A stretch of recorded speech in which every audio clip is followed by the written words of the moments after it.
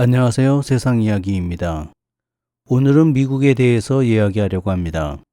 미국 정치나 외교에 대한 얘기가 아니라 미국 실생활에서 벌어지고 있는 일들에 대해서 얘기하겠습니다. 각 나라마다 그 나라에서 특별하게 발생하는 사건들이 있습니다. 다른 나라 사람들의 시각으로 보면 왜 그런 일이 벌어지는지, 왜 그런 사건을 막지 못하는지 이해가 되지 않지만 자세히 보면 그 나라 사회 구조에 문제인 경우가 있습니다. 미국에서 최근 벌어지고 있는 몇 가지 특징적인 사건을 살펴보겠습니다.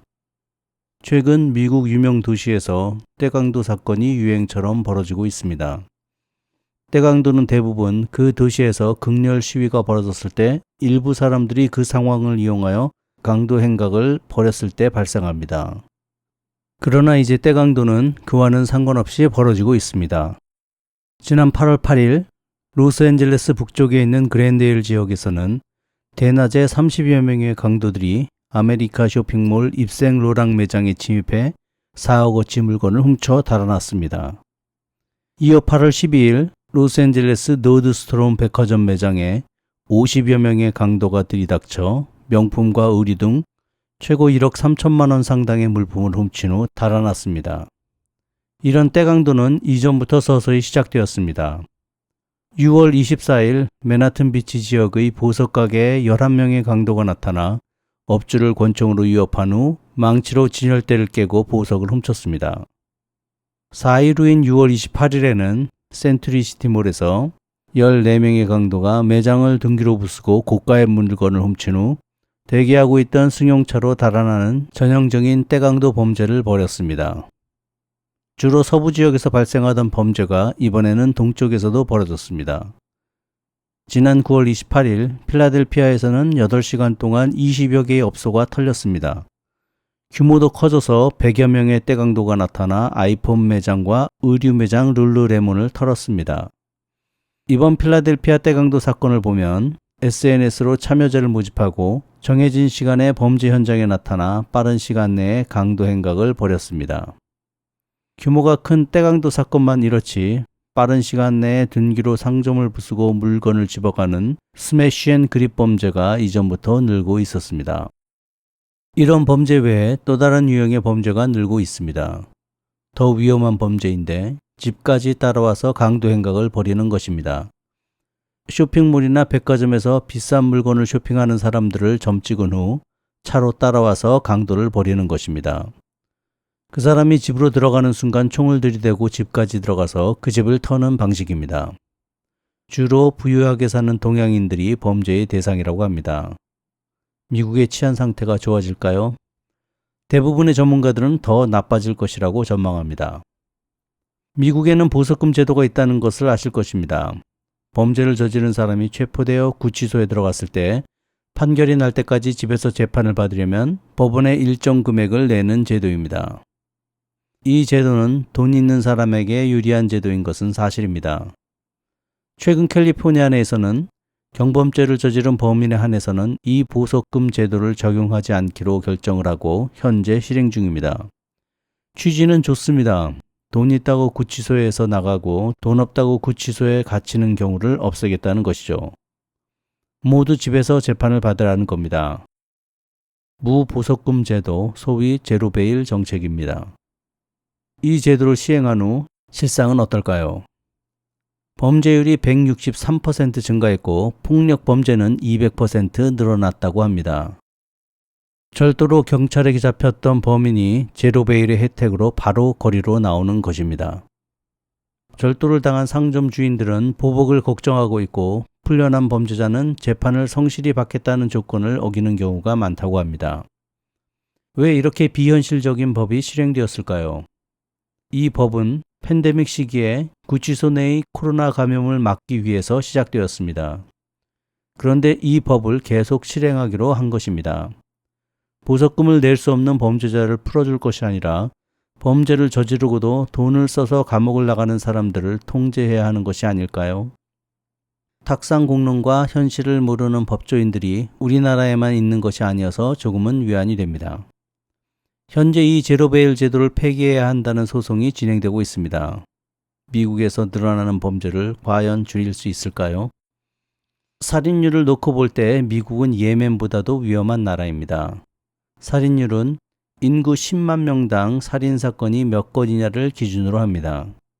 미국은 2021년 기준 22,941건으로 6.8입니다.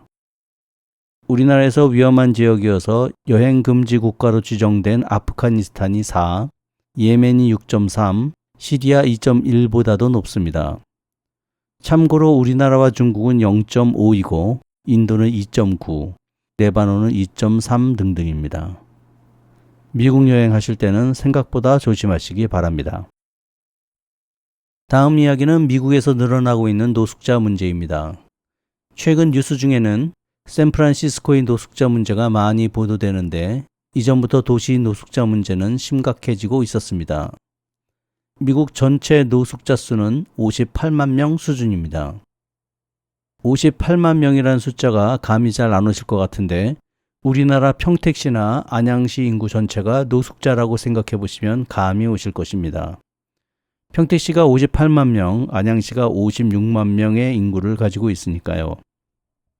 미국 대부분 도시에서 노숙자가 발생하는 가장 큰 이유는 너무 비싼 부동산 가격입니다. 수입은 줄거나 제자리인데 주택 임대료와 주택 가격이 너무 비싼 것입니다. 최근 미국에서 가장 아름답고 살기 좋다는 샌프란시스코가 노숙자의 도시가 되었습니다. 위의 이유와는 또 다른 요인이 추가되었습니다. 몇 년 전 샌프란시스코는 발전을 거듭했습니다. IT 기업과 스타트업 기업들이 몰리면서 엄청난 성장을 하였습니다. 도시 발전과 함께 인력들이 모여들자 집값이 뛰고 물가가 오르기 시작했습니다. 이어서 닥친 팬데믹은 사람들을 재택근무를 하게 만들었습니다. IT 산업 특성상 재택근무가 큰 문제를 일으키지 않았고 팬데믹이 끝났지만 재택근무 형태가 계속되었습니다. 회사 입장에서는 굳이 사원들의 복지를 신경 쓰고 회사 내 시설을 충원하지 않아도 되니 비용 절감이 되는 면이 있었습니다. 그렇게 되니 사원들은 시내에서 살아야 할 필요가 없어졌고 집값이 저렴한 교외로 이사했습니다. 큰 건물이 필요 없어진 회사도 부동산 값이 싼 교외로 본사를 이사합니다. 이제 샌프란시스코는 어떻게 되었을까요? 상점은 문을 닫고 거기서 일하던 사람들은 직장을 잃었습니다. 빈집은 늘어나는데 거기에 들어갈 사람은 없고 돈이 없어진 사람들은 노숙자가 되어가고 있습니다. 이게 샌프란시스코에서 벌어진 일입니다. 있을 때 잘하면 좋았을 것을 이제는 돌이킬 방법이 없어 보입니다. 뉴욕시도 노숙자 인구가 90년 만에 최고 숫자로 늘었다고 합니다. 국가에서 싼 집을 지을 수 없는 시스템인 미국에서 과연 이 문제를 어떻게 해결할까요? 전문가들은 해법이 없다고 말하고 있습니다. 미국에서는 지금 각 분야에서 시위가 벌어지고 있습니다. 최근 영화와 방송에서 일하는 작가들이 동맹 파업을 했습니다. 인터넷 스트리밍 서비스나 기타 OTT에서 방영되는 영상물에서 작가들의 저작권이 무시되고 있었기 때문입니다. 작가들은 제작사의 행태에 반기를 들고 파업을 시작했으며 파업은 장장 5개월 동안 지속되었습니다. 결국 작가들이 승리했습니다. 그 외에도 여러 분야에서 파업이 진행되고 있는데 도박의 도시 라스베가스는 도박으로도 유명하지만 각종 엔터테인먼트 쇼와 호텔 휴식 서비스로도 유명합니다. 그런 도시에서 호텔과 카지노 노동자들이 파업을 결의했습니다. 노조원만 5만 3천 명이라고 하는데 파업 투표 결과 95%의 찬성으로 파업이 결정되었습니다. 파업 이유는 간단하고 근본적입니다. 임금 인상, 복지와 노동 환경 개선, 그리고 안정된 고용 보장입니다. 파업이 진행되면 라스베가스에서 벌어지는 사업은 올스톱 됩니다. 노조 지도부는 파업 시작 시기를 결정하지 않은 채 언제든지 파업 시작을 선언할 수 있습니다. 노조는 앞으로 5년간 지속될 수 있는 기본 보장을 위해 사측과 협의 중입니다. 또 하나 주목해야 할 파업은 미국 자동차 빅3 노동자들의 동맹 파업입니다. 전미 자동차 노조가 이끄는 이번 동맹 파업은 현재 진행 중이며 미국 산업계는 물론 정치에도 큰 영향을 미칠 예정입니다. 내년에 미국 대통령 선거가 있고 자동차 회사가 밀집한 주들은 경합주들이기 때문입니다. 공화당, 민주당 모두 사측을 지지할 수 없는 상황입니다.